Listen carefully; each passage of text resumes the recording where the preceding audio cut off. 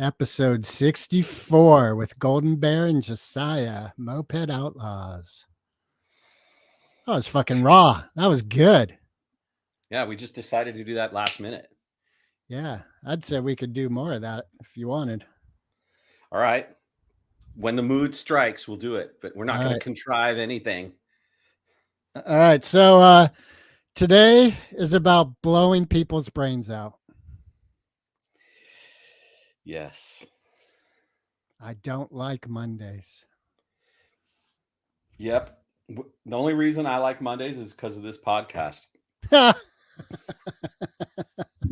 Hey, yeah, I didn't even think about that little twist to the whole thing. Twisted. That's why I'm here. So, and we listened to Tickin', which you didn't like, which brought me to tears. But you didn't like it. You're like, well, that's not one of Elton's better ones. I liked that he wrote something that wasn't contrived and was about a subject, but it didn't really move me. Right. Like, I think the Kinks, I don't like Mondays, right? That's who did it. Boomtown Rats. Boomtown Rats. Geldof. I know, Geldof. right? Jesus Christ. I think that song really moves me. You know, really? I can feel the emotional content there. I couldn't really feel anything with Elton's song. Wow, that's wild because I feel it's stronger with Elton's, though I don't like Mondays just as much. And you know what's interesting is I Don't Like Mondays was written about an incident that happened in San Diego Elementary School. Wow. So it seems like the United States, I don't know, I haven't really done a lot of research into it, but it seems like the United States leads the world in countries with raw massacres. Like I think that's pretty well understood that we're the most like violence prevalent I mean, unless you want to look at things like the conflict in Tigray and Ethiopia. I mean, there's this out and out war.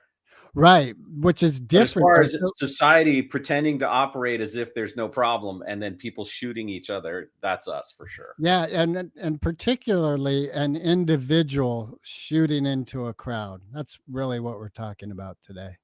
Mm-hmm. Mass shooting, which is interesting. Mass, like, you're going to church, worshiping, shooting, mass shooting. Well, and I mean, recently there have been some events where 2 or 3 people got shot and they called it a mass shooting. And I'm like, it's not a mass shooting. That's like 2 people, 2, 3 people. And I know I'm splitting body parts here, but the idea is mass shooting is where you got like 10 or more people. So 10 or more. So if there's 9 people, that's just like a little incident. As soon as you hit 10, well, it's an incident. It's a tragedy. A little tragedy, though. Am I allowed to make fun of mass murder? No. Well, we are. Why we're here? That's what we're doing today. Is we're making fun of mass murder. Oh God! Yeah. How did I let you rope me into this? This was your idea. Yeah. So I'm just complaining about how easily the media calls things mass murder. I'm not minimizing how significant it is, even when one person is killed, senselessly. Well, as if anyone ever gets killed sensefully. I mean, when you think about it. But what is it about us that, like, there's something where going into a school or going into a supermarket and shooting people seems like the right idea? I was thinking about this on the walk this morning. I think it is a feeling of helplessness, being trapped, not heard, not seen, and just the rage just starts going. And I was thinking about, so there's this one project I have, and there's a group, I think they're in Germany, and they're part of this project. And I've reached out to them a couple of times, like, hey, like to work together, accomplish a goal together. And what I'm getting back is, we can't do, I'm not getting that team thing. I'm getting more like, you're wrong and we can't do that and we do it this way. And And does that make you feel trapped and yeah, it angry? makes me fucking trapped and angry. Yeah. Okay. Yeah. No, I stopped short of wanting to shoot them. Like when I think, do I want to shoot them? No, I don't want to shoot them, but I want to slap the fuck out of them. Yeah. Maybe Which is, there's a bright side to the fentanyl epidemic. yeah, More people that feel trapped and want to shoot people that are just taking fentanyl instead. dying off. Darwin's theory. But that's what I think, it's interesting. Let's see here. Did you do any research into Nope. Brenda Ann Spencer? Nope. So here's the thing, when she was interviewed, so she was 16 and shot up an elementary school in 1979. So this isn't a new thing. In San Diego. Yeah, San Diego. So the I don't like Mondays. From what I recall with Geldof is when she was interviewed, like, why did you do this? She said, I don't like Mondays. Right. It never even occurs to her to have a reason or that there's actually any awareness of what she's done. See, I think that was her just not diving into it. And that's just a cover up to a whole lot of shit that's going on. For her, you mean? Yes. Yeah. Right. And if she could articulate it, she'd probably go talk to a psychotherapist instead of shooting the place up, right? If she could Right. actually. And in the song, it says, and daddy never, he said she was good as gold. So, like, here's all these people. And that reminds me of my mom. Like, I had a conversation with her, I don't know, 20 years ago, which I know you kids, that seems like I was what, an infant? No, I was an adult. When you're old and in the way, 20 years ago is not that big. Anyway. And she was like, I didn't know you were getting high and drinking in high school. And I was like, how could you not? There were bottles in my windowsill. There was a bond, like you knew, but you weren't paying attention, I guess. Well, and sometimes when we tell someone they're a golden girl or whatever, there's no option for them to be able to give voice to their darker aspects. And so they are trying to live up to this reputation or this expectation we've set for them. And they have no room for the subtle darkness that shows up in their life. And they can't deal with it. And they don't want to be ashamed that, we create all of this tension and ridicule about those darker aspects of ourselves. And so no one will come forward with it. It's just it's too much really and so it just builds up and it builds up and it builds up. And then, You shoot people. well, I would like to think that there's a better option than that. Well, I hope so.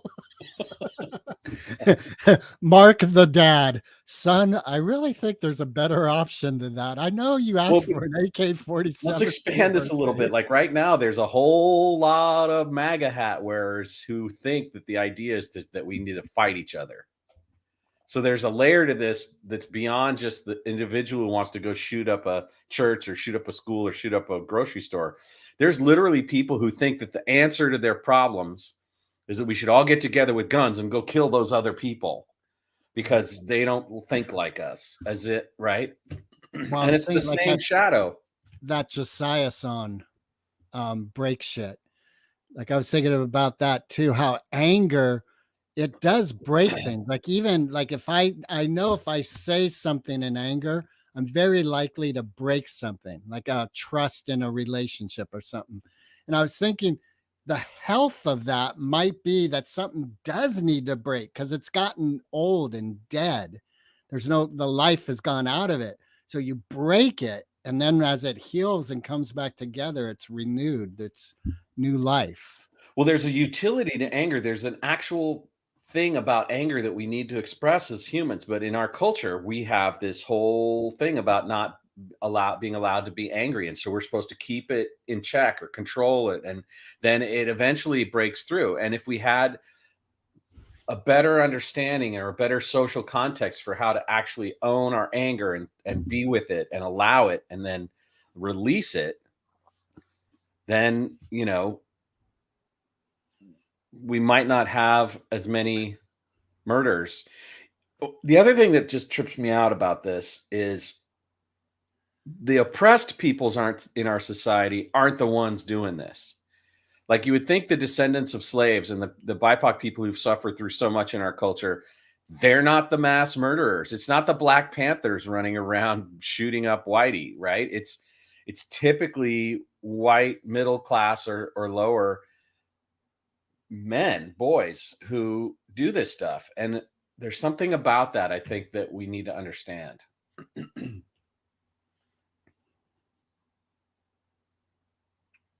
Hmm. Well, I do wonder, like earlier you brought up the thing about our shadow, and like I think what I heard or what I thought of is that kids want their shadow acknowledged. There's this show I love on Netflix called The Extraordinary Attorney Woo. It's a Wow. Korean show. It's awesome. And just the recent episode I saw, there's a young boy who's the son of a very wealthy, powerful mother. And he does something wrong, and he turns himself in essence, because he wants to be punished. He doesn't want to be a privileged rich person who never gets in trouble when they do something bad. He wants to do right, and so I wonder if, like you mentioned, how it's predominantly the privileged class of the United States wreaking havoc in a mass shooting, if there's trouble brewing and it's never acknowledged, it's just sort of passed over. So there's no outlet for that shadow. Yeah. Well, and if you look at child psychology, which isn't the same as mass murder, I mean, let's kind of going everywhere all at once, but oftentimes a young person or a child who is acting out, what they really want is to feel safe and have limits and have there be really Yeah. clear boundaries around what they're supposed to be doing Yeah. and direction that comes from that. So how does that work when ultimately I think our essence, we want freedom. We want no boundaries. Well, I'm not exactly sure that's true. It is for me. Well,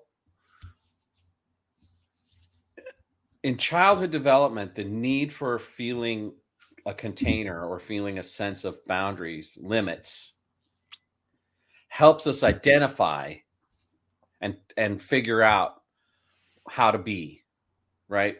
What our value systems are, right? And so that's different than freedom in the sense that the freedom to do, the freedom to act from your will, right, which is what you're talking about. Well, and I think ultimately we want the knowledge to choose wisely and the freedom to choose at all times. Well, that freedom that leads us to have consequences is what gives us the wisdom to know how to choose wisely later. Right. So, you know, this is just there's no way to rationalize or try to come up with anything that makes sense around why people commit mass murder. It just something's broken in them. They don't understand the impact of what they're doing, or if they do, it's a sociopathic or level of it, or Yeah, I don't think they psychopathic do. level. Like, I don't think I could truly understand the impact of me going into a school and shooting it up. I don't, like if I sit here and I picture myself going to Tam High and shooting it up, there's an immense amount of sadness to that imagined scenario. Well, if you And if I can't take deal, the but if I take the next step where I'm really doing it, I'm not letting that like stopgap there stop me. I'm going to really do it. Then there's an immense amount of energy, and it's not about anyone else. It's just about havoc.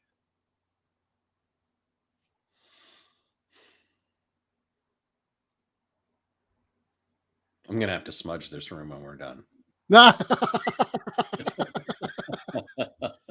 Fuck you, bitch, and the cut that you came with. Wow. Yeah. I don't think people who do this can actually feel themselves. I agree. People say it's a cry for help. I mean, whatever that means. I'm not sure. I think the cry for help comes way, way before that. I agree. Yeah. The And cry for so, help has went into an empty room. right. And so that's why I sort of got in touch with, well, there were no boundaries, that person didn't feel the loving limits of a familial container, of a social container. I guess there's a differentiation, and for me just came up because of what you just said, of freedom and being seen. Like, I want to be free. I also want to be seen. If I go to my parents with trouble or I'm acting out and there's nothing, it's an empty room. Like, I want, You're going to escalate until finally someone pays attention. right, right. Yeah. Yeah. That's how it works. I wonder if that's like last week we were talking about madness, and I wonder if there's an element of reality to that. Like, a person who goes mad is seeking something they're not getting, and that doesn't quite work. That's a dead end road. Well, I think the point you're making is that we want to impose this idea of thoughtfulness and logic upon these situations where what's actually missing is the capacity for that. Right. And by definition, madness and committing mass murder they're mentally ill. There's no reason isn't happening in the way we would like it to there. That's functionally broken. Right. The natural process is broken. Right. Yeah. Yeah. And so to try and come to terms with it in ways that are like, well, if only they had more freedom, or if they knew, or that's inapplicable, because they don't have that capacity at that point. So And it's oh my different God. for each mass murderer, right? Everyone's different. So we can't really nail it all down into a neat package. Right. So part of the lyrics of I Don't Like Mondays is the silicone chip inside her head got switched to overload. Right. It brings me to that element of our brain and our thought system, like how it works. And we know chemicals impact it. And we know there's sections of the brain that change character and action because, there's instances where someone had an injury, a brain injury, and it changed who they were. And there's even the documented cases of split personalities where their eye color changes and their hair color changes with the different personalities. I don't believe you. Well, all right. I'm just kidding. I'm just kidding. I'm gonna mail it to you. So where do we go with that? Like, what we have is brains that don't work right. Right. And in the sense of working right, meaning what we want that to mean, which is that we don't kill each other in a massive way, right? Oh my God, you just brought up something. What if mass murders, like a mass shooting, is actually natural in the world that we live in? Just like a praying mantis bites off her mate's head, right? Well, natural. I mean, we have evidence that it's natural because it happens. Right. That's what I mean. Like, what if someone from a different planet, they were studying humanity, and just the way we sort of matter of factly say, yeah, the praying mantis, she, mates and then bites off the head of her mate. And we just say that, like, yeah, that's how that is. That's natural. Yeah. Periodically, every 40 years, human beings kill each other in massive scale. And as part of that, there are sometimes smaller units that decide to go off all on their own with no apparent provocation or reason and enact the killing motive. Yeah. And according to Dr. Wendt, we have this one small little category where if it's under 10 people, then it's just a small incident. We have a few of those that happen periodically. Well, just using a curve. Grading on a curve. Oh, that's kind of a wild thought, though, to think like, okay, I mean, This is one of those episodes that 12 years from now, when someone brings it up in conversation, I'm going to feel really bad. So ah, I'm just telling you right now, if you're using this, just don't bother talking to me about it. If I'm actually alive 12 years from now, I'll be almost 72, and that's okay. Like, great.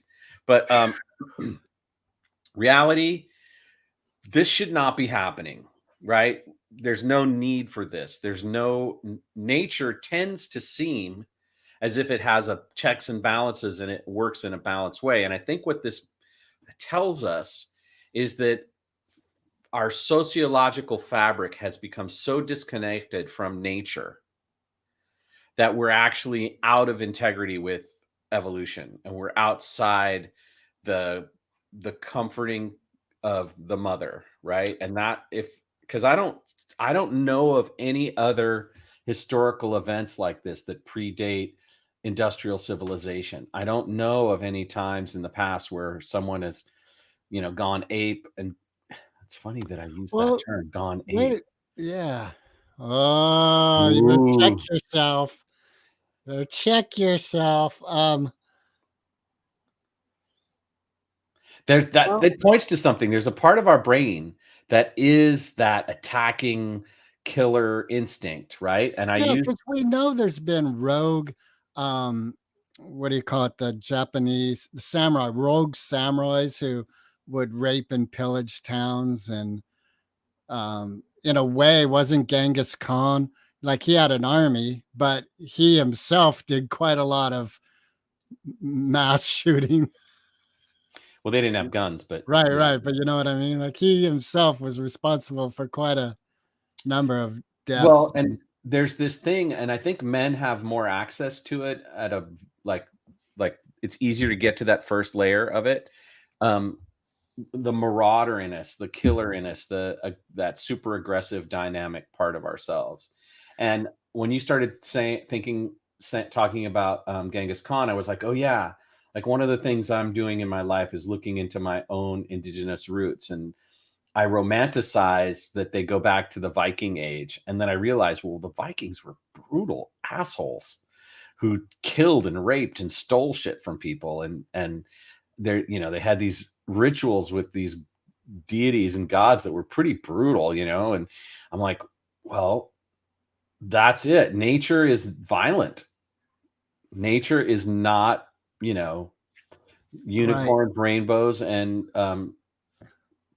chocolate farts. Which is why I think that when the scenario from the Bible of the lamb lies down with the lion, that's in essence saying that things have evolved to a state where nature is no longer violent. Well, and Christianity is one of the most violent things that ever happened to our culture. Well, I don't know if you could say Christianity, Catholicism, like the religion of the you know the what do you call it, crusades and all that chaos, witch burnings. That was definitely part of Christian Catholic. I wouldn't say Christian because here, like when I say Christian, I think of someone who's truly following the teachings of Jesus, whether that was a real individual or not, which ultimately is love your neighbor and the Good Samaritan. Like there is no enemy. I think part of the turn the other cheek thing was to show that you can't hurt me. I'm of God. You can't hurt me. And, just like believe that part of the process of the crucifixion, the torture, and the chaos was like, there is nothing you can do to me that's going to diminish my being a son of God and loving you. What I'm referring to is how mob mentalities were created by that culture to enforce the values of Christianity against anything that didn't adhere to it, and that they used then violence to create compliance with that. And they did it. There's just so many examples of it, and it's so interesting because you can see it now in American culture, in the way that a lot of supposed Christians, conservative Christians, have very violent rhetoric and very aggressive tactics, Jesus wants me to storm the Capitol. right? And I'm painting with a broad brush. So if I sat down with someone who identified that way, I could find their humanity in our conversation, and we could find a way to what I'll call spiritual harmony in that conversation.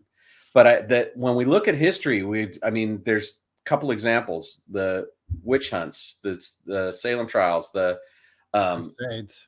Crusades, the Inquisition, I'd say right? Sacking of Alexandria. even chattel slavery here in the United States and England, that was supported through doctrine in the Bible that people had. Well, it wasn't actually supported, but it was. Well, the people made it. supported They took excerpts and tried to make it look like. Right, that's what I mean, is they supported it. People went to church on Sunday and whipped Elijah Sunday afternoon. Yeah. Yeah. Which basically brings us kind of full circle, despite our elevated sense of who we are spiritually, and this idea of the human as the peak of civilized behavior. We are extremely violent in nature, and nature has violence at its core. It's like part of the weaving of it. You know what that just brought to mind? Kali. And part of what I love about that deity is she's, of course, the images of her are so graphically sort of, you'd say violent, beheaded people and stepping on them, and she's fierce. But there you go. There she is. What a beast. Yep. Standing on the dead body of, I forget that individual. Shiva. But she also, I was listening to a lecture by a monk. Look at all the heads she's got on her. Yeah. And usually there's blood dripping from them. And he said she's also the most compassionate.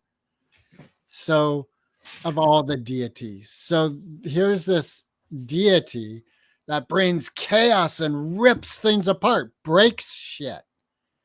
And also it comes from compassion. And what, in essence, like, I'm going to paraphrase the fuck out of this, but in essence, what he said is the natural, loving, peaceful order of things is what she's all about.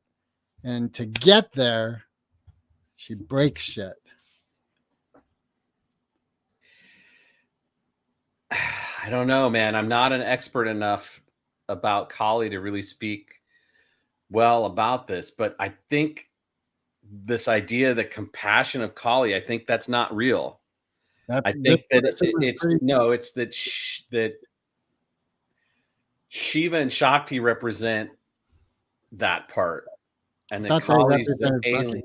What? I thought they represented fucking. Well, that's one way to just kind of condense it down to one dimensionality. I'm seeing if I can push your buttons, tell you how to shoot me.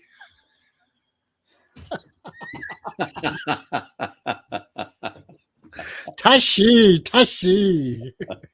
But this idea that chaos exists as part of the human experience, that the wrath of Kali is a natural part of ourselves, is an interesting thing, because we want to identify with our highest aspirations. We want to cultivate that in us, which is not violent, right? Mm-hmm. And in many ways, that's an important part of our maturing as a culture and as a race and as a civilization and as a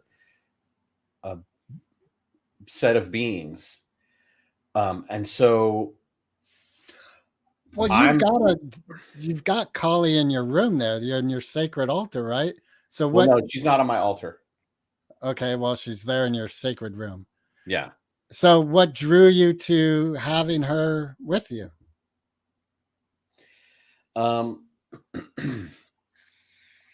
I was working with a coach, and I was feeling a lot of anxiety and a fair sense of powerlessness about my life. And I was fearful of different things and what that might mean from the sense of a loss of power, right? A loss of agency.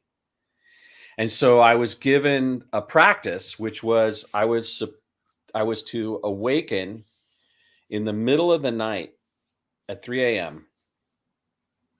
and sit with that image and just feel the depth of my fear. Just allow myself to really feel afraid and to get intimate with my fear. So, And with, isn't it interesting that the medication for healing the powerlessness and lack of agency in your life was the deity of break shit?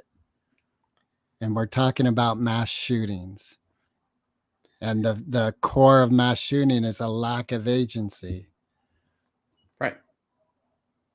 It's wild. It is. And so I chose to I was able to get intimate with that aspect of her Yeah. and to allow Instead of myself shooting to feel people. all of that powerlessness and feel all of that fear and have it move through me Yeah. because I turned towards it. I didn't try to go like this. No, Mm. no, I can't. I don't want to feel. I don't want to. No. Everything's No, fine. I can't do this. I can't do this anymore. Can't you tell? I'm dancing as fast as I can. If you don't stop, I'm going to kill you. You, and you. You're the problem. Yep. Oh, I tell you, you're all alone on a rock like Yertle the turtle, king of the mud. I think like less than half of them kill themselves after they commit mass shootings, Well, yeah, because you're but they like, still do oh, it. Well, we yeah. don't know what they're thinking when they do it. Well, I We have a think we gut know because feeling. we want to project there's some sort of sanity on them. No, see, and my feeling is that hopelessness does take over. Like you've just shot everything. Like you've climbed to the peak of your mountain where you're all powerful and taking lives. And yet, And then the reality of it dawns on you. yeah, it's like, oh, I'm still fucking. And so, like, oh my God, that it's like that bottomless pit of hopelessness Yeah. wins. And you Yeah. just, there is, and you can't even pull the trigger. You're so, Well, if only they'd started there, yeah, that would be a there'd be a good bunch more people that I would. wish they woke up at 3 in the morning and looked at their collie image and just sat there with their hopelessness and their fucker dad in the other room yelling and screaming. And Well, they the were other just part of the ritual was this candle, which I had to light, and the candle says on it, "Face your fears," face your fears. right? And then What is the face of fear? set your creativity free, Ooh, nice. right? Face So your fears, set your creativity free. there's this aspect of the cauldron of discomfort that brings Yeah. forth our most powerful creativity, Yeah. right? And so when you think of an alchemical process of transformation, say the butterfly, for instance, the first thing is that the caterpillar has to become completely disassembled and come apart before Yeah, there and it can does be. that in the privacy of its own cocoon. Well, yeah, and It doesn't go out into the world and do it. but that's not what I mean. That we fall apart in order to become. What do you call that? A syphilis? No, that's a disease that you get from sleeping with pirates. Oh, okay. But there's this thing about going into the dissolution of what you think you know, disassembling your whole awareness and structural aspect. And this is also true about what happens in psychedelics. Like we lose sight of our ego, what we think we are, right?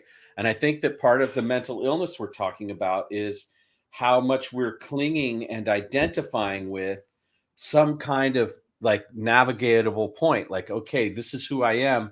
This is how the world's supposed to be, but it's a lie. It's not working out that way. So my self-image and the image of how the world's supposed to be doesn't match up. What do?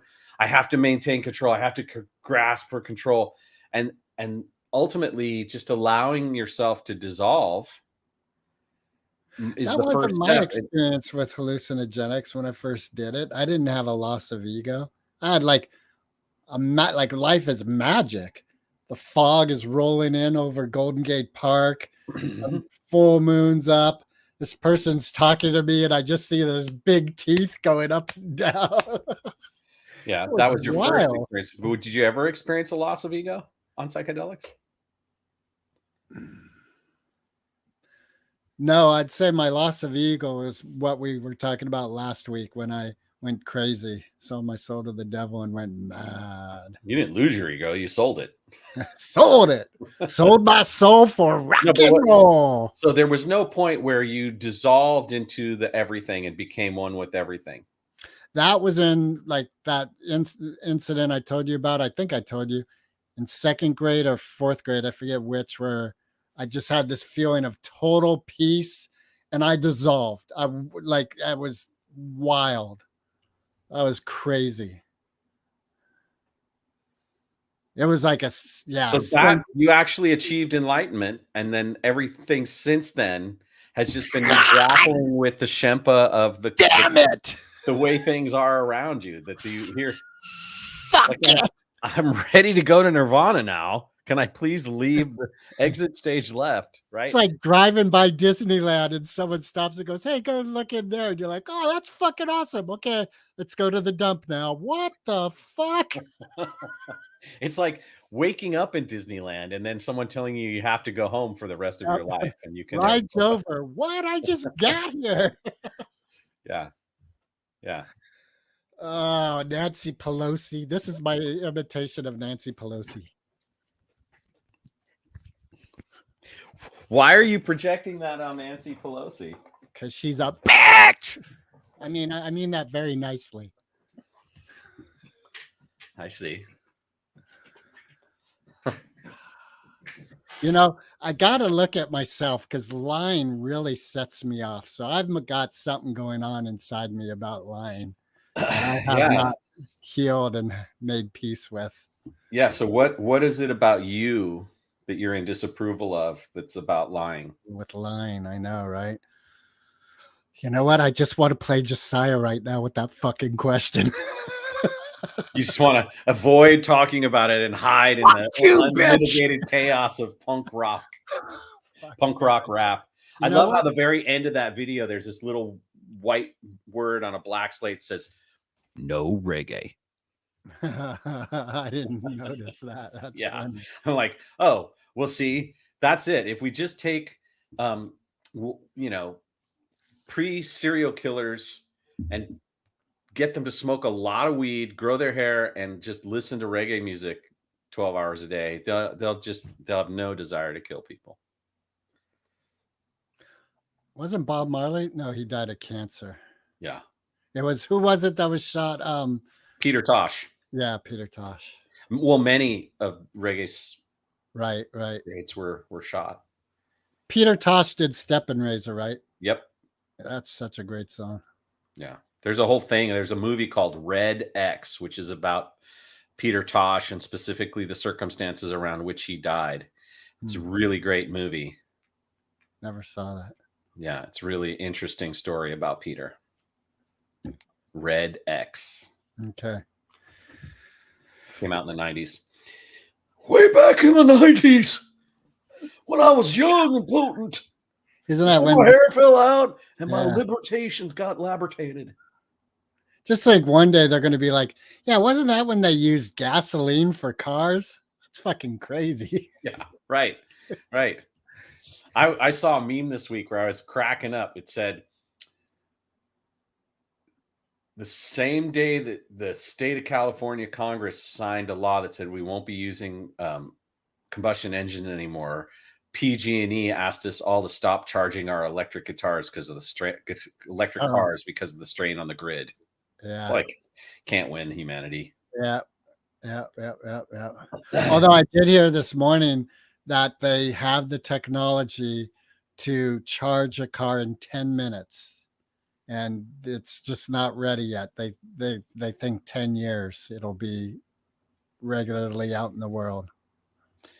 Well, I think if I wanted to and I could afford it, or if we suddenly decided, all right, let's take the military budget for 2 years and give everybody solar roof on their Yeah, houses, yeah, then we could charge our cars from the sun. yeah, and our houses and ours. Yeah, And if your car doesn't get fully charged today, then you just can't go that far. You kind of have to go to the local store on your bike. you know Or what's interesting is recently, I've, to keep it short, my truck has been unavailable. It works fine. It's just like anyway, and I've been walking plus walking the dog, you know. And before I had dog duties, like I would be like, "Oh, I don't have time to walk. I just want to hurry, hurry, hurry." I was like, "Oh, fuck." It's been 2 weeks now. This is the 3rd week. I'm like, "Oh, fuck. I've got plenty of time to walk." It's so interesting the bullshit we tell ourselves. oh yeah, the mind is a tricky coyote for And sure. that is fucking why I'm angry. Like that's my triggering thing. Like I'm fucking bullshitting myself. God damn That's it. it. That's it. That's why you're so angry is because you're bullshitting yourself. Yeah. Use your illusion. What'd your candle say? Beat Face your yourself. fears. Oh, Face yeah. your fears. Face your fears and beat off. Wait, what? Set your creativity free. Did you drip that wax on your naked body? No, no. I have someone who lets me do that for They let you drip wax on your naked on body? them. Oh. All It's right. consensual. All right. That's good.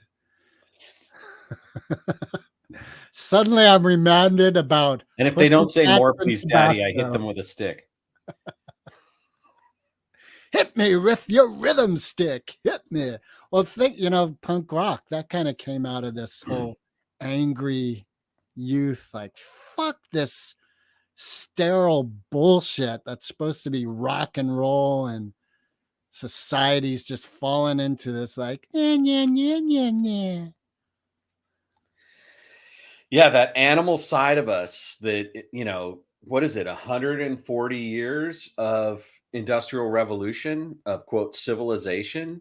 We've we've taken that and we've pushed people into this space where it's not okay to have the full spectrum of the human experience, which includes rage and anger and dissatisfaction and, and we haven't developed as much the behavioral, psychological, spiritual things that go with dismantling that part of our survival mechanism.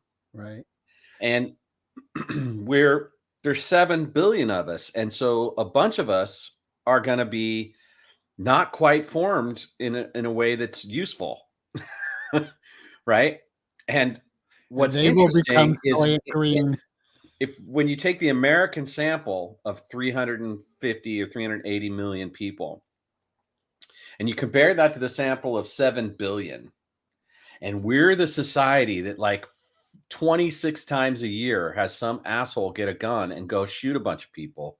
It makes you wonder, what is it about the way our society works that's just that's poisoning ourselves? Because it's not just an accident. It can't be just a random thing. They're not random mass shootings. There's a thing that's happening. And most of us, I mean, taking all the guns away is a very helpful step, right? Because it makes it a lot harder, but it's not going to actually get us to why, Check right? this out. I just read the full quote from Brenda Ann Spencer. Her explanation for her actions was, "I don't like Mondays. This livens up the day." Right? She's bored. Yeah. Yeah. And back in the 80s, there was this thing where they didn't want video games and rap records to inspire our children to do terrible things, so they tried to control it, right? They tried to limit it. And I way video games are now, there's a lot of people expressing themselves through first person shooter modalities. And that's training, man. We're training our brains to get serotonin from that experience. And I think that should not be overlooked. Having people play single person shooter, first person shooter games, it probably contributes to this problem. I don't know. I don't know about that one. Yeah, spoken like someone who plays first person shooter games. Yeah. Do you play Call of Duty? No, I play Fortnite. And do you shoot people in Fortnite? Oh yeah. And what's the most popular game in gaming right now? Right now? Yeah. I have no idea. I would bet you $12.49 that it's Fortnite. Minecraft.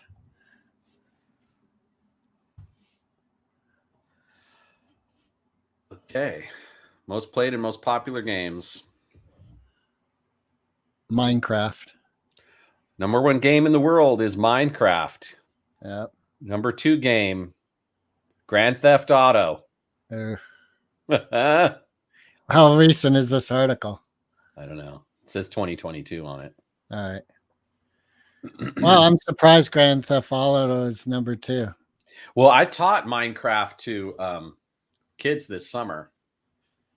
And one of the interesting things was, in the context of the school, we didn't let them use dynamite. Right? And they couldn't get any gun weapons as part of what they built. See, that's a little bit, Well, have you read to teach them how to actually build stuff? Right. Have you ever read Lord of the Flies? Yes. Boy, that kind of shows how children can be. It's so like the innocence of children. That's interesting. Because I do think of like 6 and 7-year-olds just seem to get along. As long as their basic needs are met, as long as Maslow's hierarchy is met, we're good. Right. And then at a certain point, Maslow's hierarchy is not enough. And that's where we need some kind of actual activation of their humanness. Because without it, they are lost in a sea of misunderstanding where violence seems like, just another part of the stuff. And in reality, violence is just another part of the stuff. I mean, look at it. Right now there's people killing each other in probably 6 different places on the planet and the governments have decided we're doing this. It's like, we are agreeing that we need to shoot each other right now. Right. Yeah. And those people are leaders. That reminds me of, I love the line from Dark Side of the Moon. Forward he cried, from the rear, as the front rank died. Forward he cried, from the rear, said the admiral, as the front rank died, something like that. Hey, so I'm checking this out. It says most media and other entities agree that a mass shooting is 4 or more people. So so 3 is not a mass shooting. 4. So that's far under your 10. Yeah. And it's based on what ratings whether that will actually move the ratings needle or not. So if it's less than 4 people, it's not worth reporting as a mass shooting. Yeah. But check this out. So I'm looking on Wikipedia, the source of all truth. Wikipedia? Yeah, Wikipedia. Yeah, that's where I go to. But here we got, by continent and region: Africa, Asia, Europe, North America, South America, Oceania. So there's no one left out. And what do they say about mass shootings? Well, Here, the motive for mass shootings is usually that they are committed by deeply disgruntled individuals who are seeking revenge for failures in school, career, romance, or life in general. Oh, so they're losers. Yeah, of course. We knew that. Well, well, why are we even giving them any attention? Well, the source of that angst and that dissatisfaction with life is the question. And, on some level, it's the parents. Yep. I mean, if parents went to jail if their kid did a mass shooting, I think that would change things. What's that Oingo Boingo song about, like Johnny good boy or bad boy or I don't know what you mean. I mean, they are as a yet unexplored territory for me. Have you ever heard that folk song Through Children's Eyes? Nope. It's really good. And I think that's part of this whole thing we're talking about, because it says, like there once was a bunny, a fluffy little bunny who never learned to hop because the bunny couldn't hop. It hangs in a butcher shop. What we're saying is, hey, Jimmy, Joe, John, Jim, Jack, like even little. So what, like the mother was so protective and going, no, you can't do that. No. And it's like, that just reminds me of the mother from The Wall, like, well, in Grimm's fairy tales way back in the way back, they were grim. They weren't like the way we got them when we were kids. Yeah, but can you think of any Grimm's or Anderson fairy tales where the birth mother was the evil one in the scenario? No. Neither can I. No. It's always the stepmom. Fuck you, stepmoms. Well, yeah, because the stepmom's the threat to the marriage, which is, of course, the pillar of how Roman Catholicism is control society, because can't have polyamory. That's just not acceptable. So is polyamory acceptable in your life? I accept and acknowledge that it's a human state that can be very beneficial for you personally. Are you okay with I don't personally practice it, no. Are you okay if your partner practiced it? That would not, no, because no, that's what you mean by I don't practice it. Like, no, not for me, not for you, not for either. And I think any statement like that has to end with the word yet. Does that mean you want it to happen? No. I just read this brilliant quote by Joni Mitchell about relationships and life, and I could read it, or I could just give you a paraphrase footnote. I'd rather you read it. Okay. One moment, please. Yeah, because let's get the true wisdom from Joni Mamoni. Dun dun dun dun dun dun dun dun dun dun dun dun. You're gonna get us kicked off of Facebook. Stop it. Can't you can hum things. Should I go back ready? To that guitar for the end of the show? This is Joni Mitchell on monogamy. I don't know if I've learned anything yet. I did learn how to have a happy home, but I consider myself fortunate in that regard because I could have rolled right by it. Everybody has a superficial side and a deep side, but this culture doesn't place much value on depth. We don't have shamans or soothsayers, and depth isn't encouraged or understood. Surrounded by this shallow, glossy society, we develop a shallow side too, and we become attracted to fluff. That's reflected in the fact that this culture sets up an addiction to romance based on insecurity. The uncertainty of whether or not you're truly united with the object of your obsession is the rush people get hooked on. I've seen this pattern so much in myself and my friends, and some people never get off that line. But along with developing my superficial side, I also nurtured a deeper longing. So even when I was falling into the trap of that other kind of love, I was hip to what I was doing. I recently read an article in Esquire magazine called The End of Sex, that said something that struck me as very true. It said, if you want endless repetition, see a lot of different people. If you want infinite variety, stay with one. What happens when you date is you run all of your best moves and tell all of your best stories. And in a way, that routine is a method for falling in love with yourself over and over. You can't do that with a longtime mate because he knows all that old material. With a long relationship, things die, then are rekindled, and that shared process of rebirth deepens the love. It's hard work, though, and a lot of people run at the first sign of trouble. You're with this person, and suddenly you look like an asshole to them, or they look like an asshole to you. It's unpleasant, but if you can get through it, you get closer and you learn a way of loving that's different from the neurotic love enshrined in movies. It's warmer and has more padding to it. Joni Mitchell.